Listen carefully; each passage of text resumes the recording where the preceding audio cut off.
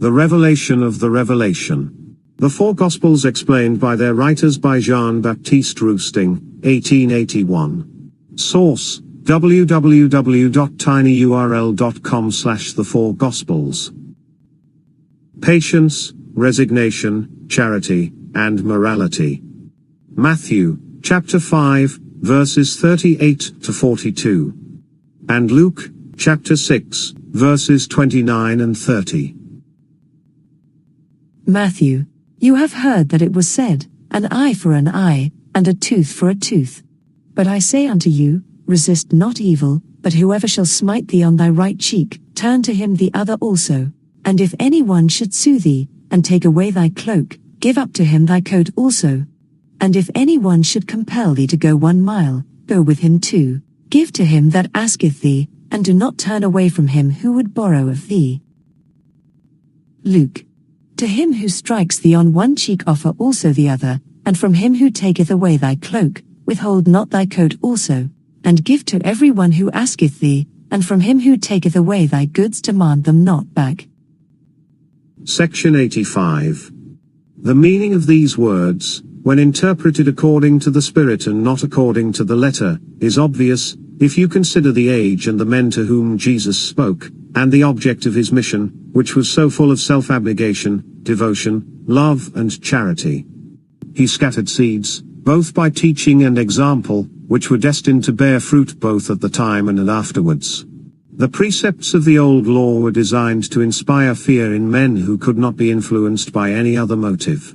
Their natures were violent, and they could not receive a law of mildness and gentleness. In order to cause the rights of others to be respected, it was necessary that everyone should be firmly convinced that he would be doomed to suffer as much or more injury than he had caused his brethren. On the other hand, the law of Christ proclaimed the love and self-abnegation which all men should feel even towards those who wish them ill, and seek to injure them, as well as to their own friends, and those who are near and dear to them. Follow this admirable law, for everything is comprised in it. Matthew verses 38 and 39, Jesus taught man to set an example of gentleness and resignation. Before resenting an injury, man should try every possible means to reclaim the offender, and should even lay aside all pride, and humble himself before him who has injured him, if needful, to recall him to the path of life. Nor should man ever seek to justify himself, whatever may be the gravity of the offense or injury. This is revolting to human pride, but Jesus set you a noble example, although there was no need for him to say, in reviewing his conduct, I have committed the evil which I have suffered, or I was capable of committing it. He who was perfectly pure and innocent endured outrage in endeavoring to enlighten his persecutors. This is the lesson which you should draw from these words. But as everything must be appropriate to the spirit and intelligence of an age, do not seek to abolish the laws which govern you, and which, though still very imperfect, spiritually speaking, are necessary to your safety. Allow the law to take its course, after you have in vain employed every means which charity suggests to recall those who have departed from love and charity, by heaping wrongs upon you, or unjustly injuring your human interests. Matthew verse 40, this verse was intended to point out to man that the kindness he was willing to show towards his guilty brother, might be sufficient to reclaim him. It is not to be supposed, that Jesus intended to encourage theft or violence, by yielding to, or even exceeding, their demands, but you know that forcible language is necessary to make an impression on those whose intelligence is dull. Jesus was therefore obliged to set such examples of love and self-renunciation before the men of that age, that even if they tried to follow his precepts at a very great distance, they would nevertheless be on the right track. Matthew verse 41, never refuse to satisfy any wish of your brother, as far as possible, and not only do not refuse him, but even endeavor to exceed the limits which he himself has set to your kindness, in the effort to oblige him. Do not content yourself with granting him the favor which he desires, but see if there is not some greater need hidden behind his request. Study the desires and necessities of your brother, and render him the same services which you would wish him to render to you, if you were in his place. You should also make allowance for his feelings of delicacy in rendering a service which he has not ventured to ask. There is an undercurrent of moral and material charity implied in the words of Jesus, "Give to him who asketh of thee, and from him who would borrow of thee, turn not thou away." Do not refuse to give alms either with your purse, heart, or intelligence, according to your means. Do not attempt to deprive those who have obtained anything from you by unfair or even violent means, of their ill-gotten gains, but rather try to turn them to their moral advancement by showing them your mildness, your goodwill, and your readiness to be useful to them in spite of their misconduct, always within the limits pointed out by your intelligence, and more especially your heart. Do not encourage vice, but seek to reform it by the means which Christ has placed in your hands. In the present state of human society, and according to its actual degree of moral advancement, it is absolutely necessary, for the safety of public and social order, to resist injustice, outrage and spoliation, by the lawful methods of human law and justice, to hinder a brother who desires to commit evil from failing in his trials, or to reclaim a brother who has already done evil, to a path where he will not fail in future. Human punishment, like divine justice, should aim at the moral improvement and progress of the criminal. Privileged natures, Christians or Spiritists, may endeavor to follow the example set by the Divine Master, even at present.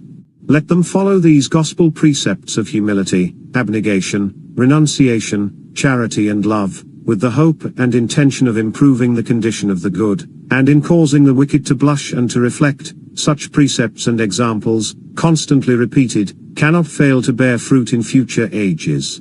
Amen. Endeavor to understand the divine law, and you will feel the value of these precepts.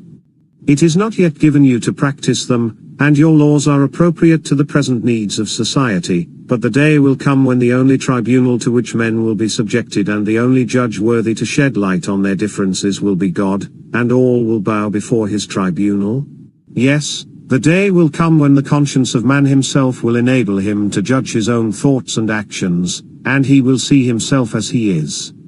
God, the only guide of his conscience, will speak to him and judge him, and he will then listen to this divine voice, which he has rejected so often, and will no longer commit any action without having submitted it to his control. But you are still very far from that happy time when you will walk under the eyes of your Father in integrity and love. You have not yet arrived at the period of the fulfillment of the Gospels, just as Moses and the prophets of Israel had not yet arrived at the fulfillment of the law of God. You must wait for the moral revolution which begins with the predicted era of Spiritism and the new revelation. Wait for the results, and if you do not see them fulfilled with your bodily eyes, it will be granted you to follow them with your spirit, and to work with more efficiency at the fulfillment of all the words of Jesus. Section 86. Is the period when the Gospels will be fulfilled the time when Spiritism shall have enlightened the world, and when the earth has become the exclusive residence of good spirits, after those who remain, guilty and rebellious have been removed? Yes, this will be the time when man shall have laid aside his robe of impurity to assume the robe of innocence which our love is weaving for him. Section 87.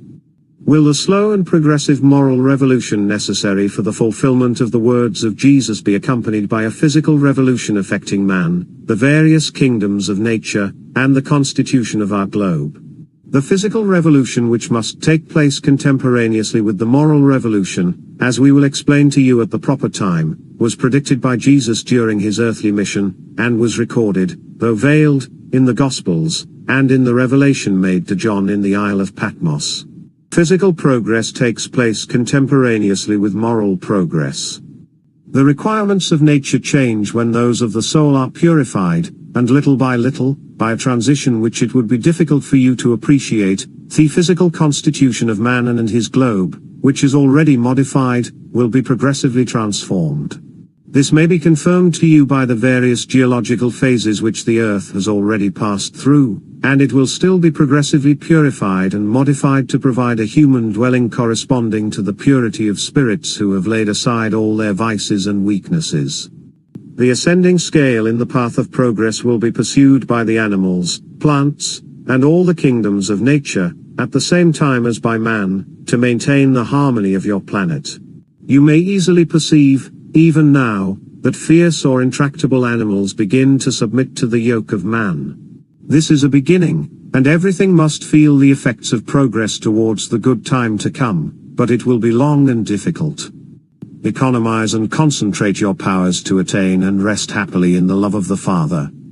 That is, aid as far as your moral and intellectual elevation will permit, in the fulfillment of His designs and labors in universal life and harmony.